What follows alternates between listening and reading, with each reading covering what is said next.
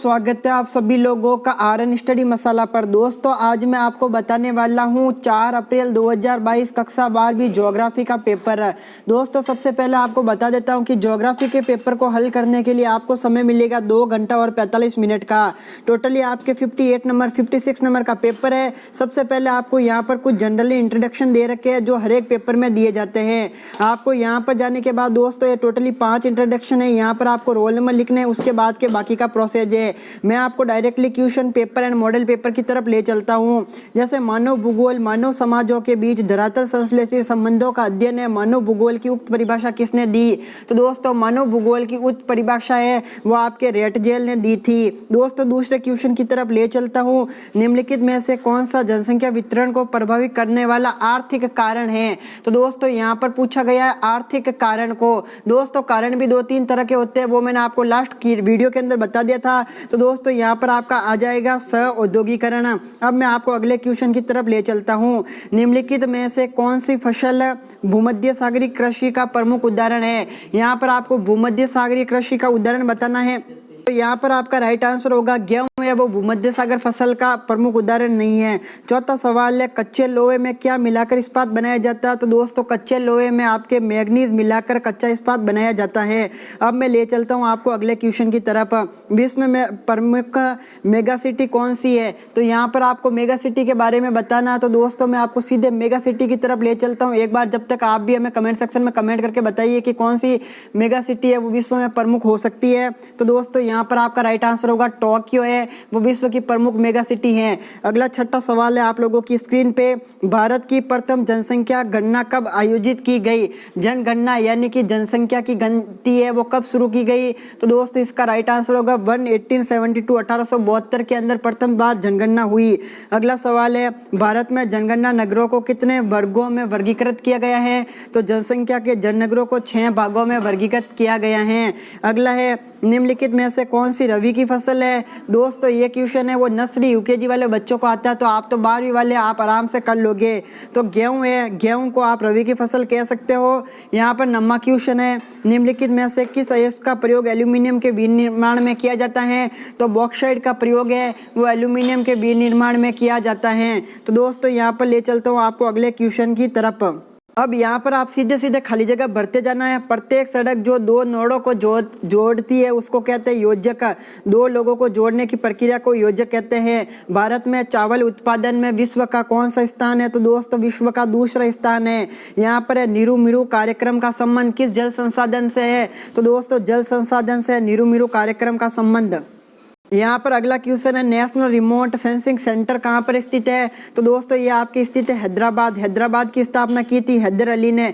साथ ही साथ में एक और क्वेश्चन की तरफ आपको ले चलता हूँ। अगला है प्रतिवर्ग कारकों के 2 उदाहरण लिखिए। तो दोस्तों प्रतिवर्ग कारक आपके कौन कौन से है? पहला है रहन सहन की निम्न दिशाएं, रहन सहन की निम्न दिशाएं। दूसरा है आपके प्रतिकूल जलवायु। तीसरा आपके है महामारियाँ। चौथा है राजनीतिक परिस्थितियाँ। पांचवा है आपके प्राकृतिक विपदाएं। छठा है आपके आर्थिक पिछड़ापन। यहाँ पर आपको 2 कारण का पूछा गया है लेकिन मैंने आपको 4 कारण बता दिए हैं। अगला है विवर्त जनन खनिजों में सबसे सस्ता।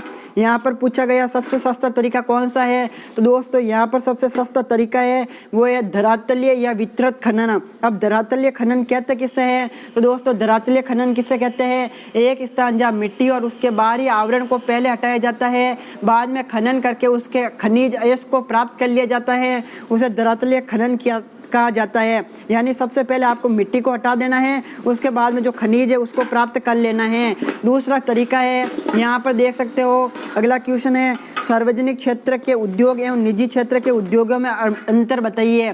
तो जो गवर्नमेंट उद्योग है उसके अंदर और जो सरकारी उद्योग है उसके अंदर सार्वजनिक क्षेत्र के उद्योग किसे कहते हैं? सबसे पहले मैं आपको वो बता देता हूँ, उसके बाद में निजी को बता दूंगा।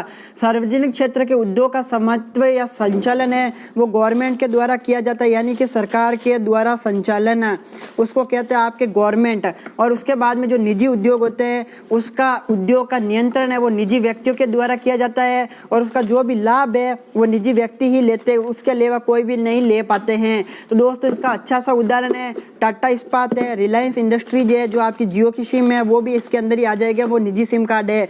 और जो BSNL है वो आपकी गवर्नमेंट कंपनी है, ठीक है। अब अगला क्वेश्चन है, विकासशील देशों के अंकों को विभाजन करने के लिए एक सुझाव दीजिए। तो दोस्तों विकासशील देश है, विकासशील देशों में अंकीय विभाजन को कम करने हेतु एक महत्वपूर्ण कदम ये हो सकता है कि कोई देश कितना शीघ्रता से अपने नागरिकों को सूचना और संचार प्रौद्योगिकी तक पहुंचा और उसका लाभ उपलब्ध करा सकता है, यही आपका आंसर होगा। अगला है, संभववाद किसे कहते हैं। तो संभववाद बताओ, उससे पहले पढ़ाई में डाउट है तो पूछो डाउटनेट के साथ। बस क्वेश्चन की पिक्चर क्लिक करो, क्रॉप करो, डाउटनेट पर सेंड कर दो। 2 सेकंड के अंदर आपको आपके क्वेश्चन का आंसर मिल जाएगा। फिर चाहे डाउट आपका class 6 to 12 ITI JEE mains CBSE board, UP Bihar Maharashtra Rajasthan MP अन्य किसी भी बोर्ड का हो, class 6 to 12 ITI JEE mains and advance तक के क्वेश्चन का सोल्यूशन है। यहाँ पर आप लोगों के लिए चली जा रही है इंडिया के टॉप फैकल्टी टीचर के द्वारा हिंदी और इंग्लिश दोनों मीडियम में लाइव क्लासेज है। तो आज ही डाउनलोड करें डाउटनेट ऐप। अधिक जानकारी के लिए लिंक इन डिस्क्रिप्शन।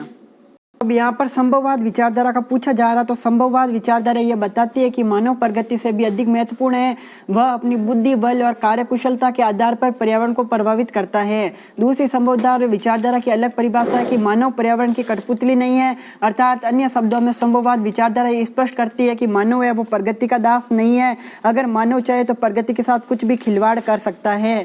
तीसरी ये चीज परिभाषा ये बताती है कि समय के साथ साथ मानव ने विज्ञान और तकनीक का विकास किया है और प्रगति की शक्तियों पर विजय प्राप्त करने की कोशिश की है। अब संभववाद विचारधारा का शॉर्ट के अंदर हम यही समझा सकते हैं कि अगर मानव प्रगति पर अब किसी भी प्रकार से आश्रित नहीं है, और इसका एग्जाम्पल ले सकते हैं, मानव जल पर नहीं चल सकता लेकिन आज हमने जहाज बना लिए जिसके द्वारा हम जल पर चल सकते हैं। दूसरा ये चीज़ है, मानव हवा में नहीं चलता लेकिन हमने एयरप्लेन बना दिए जिसके द्वारा हम हवाई जहाज मतलब एयर के अंदर चल सकते हैं। संभववाद ये चीज़ कहती है कि मानव प्रगति पर कभी भी ना आश्रित था न आश्रित रहेगा। अब अगली परिभाषा है, मानव बस्ती को परिभाषित कीजिए। दोस्तों इसका मैं आपको एक डिटेल से वीडियो जरूर बता दूंगा, उसका लिंक आपको आई बटन में जरूर मिल जाएगा।